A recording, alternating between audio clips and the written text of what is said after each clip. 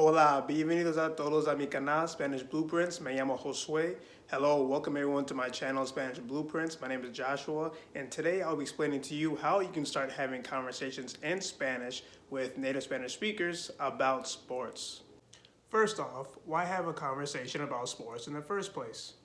Number one, sports are a huge part of our lives as human beings. So whether you're a super fan or not of sports, it doesn't decrease how important they are within the United States, other Latin American countries, and around the world. So just be prepared because you might just have a conversation about sports at any given moment because many people grow up playing sports or they like to watch them or they just like to participate in fantasy drafts. Number two, this is a great learning opportunity in your Spanish language journey. And I get it, this topic can be very challenging, but I can assure you that if you just study a little bit of vocab, a few different nouns and verbs, that it's gonna take you a very long way in your conversation. Along with the vocabulary that you have studied or that you already knew, don't forget one thing, that in a conversation you're able to ask a lot of questions. I do it all the time. So if someone is explaining to you about a sporting event that they just went to or a game that they were in, you can ask them what was that verb that they used, what was that colloquial phrase that they just used, so you can understand and then they can explain more about that event or that game in more detail. For example, if someone is telling you a story and they said, pásame la pelota, you could ask them the question, ¿podrías explicarme qué significa esta frase, pásame la pelota? Which means, can you explain to me what does it mean, pásame la pelota? Which is, in English, pass me the ball. Number three, learning about sports immerses us in Spanish culture. Now, this actually took me a long time to realize, but sports have a direct link to the culture of a country. In the United States, some of our most popular sports are basketball, football, lacrosse, and hockey. And in comparison, in a lot of countries in Latin America, they love soccer.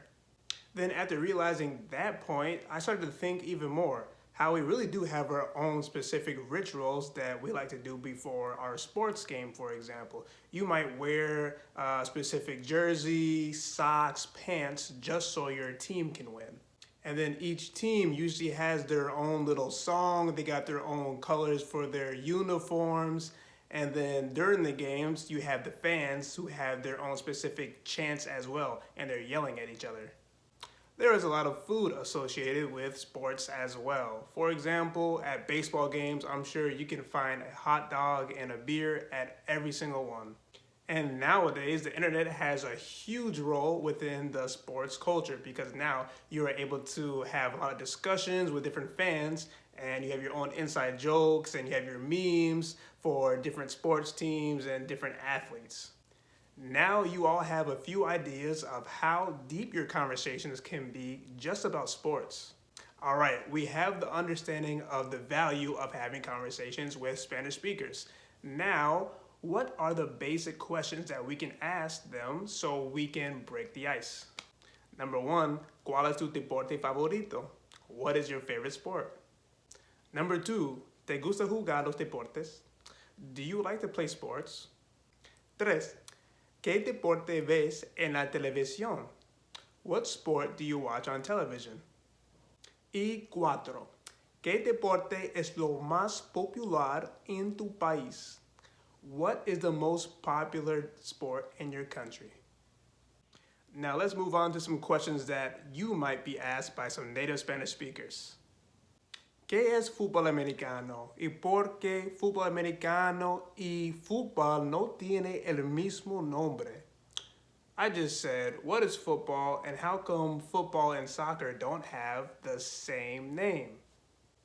These are two very important questions, especially during around this time because we have a very huge football event that is about to happen.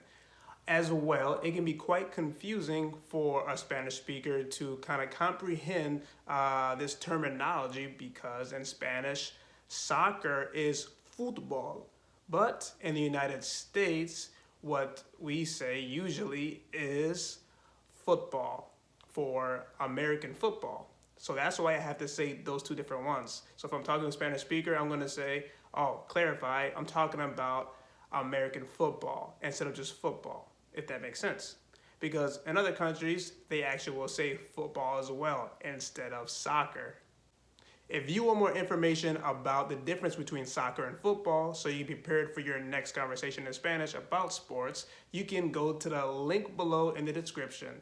As well, if you want to study a little bit more vocabulary about sports in Spanish, you can head to the Spanish Blueprints website. Thank you all for joining today. I hope you feel a lot more inspired so you can have your next conversation in Spanish about sports. Please don't forget to subscribe to the channel, share with your friends, like this video if you found value in it, and to hit that notification bell so you can be updated for upcoming videos just like this one. Hasta luego.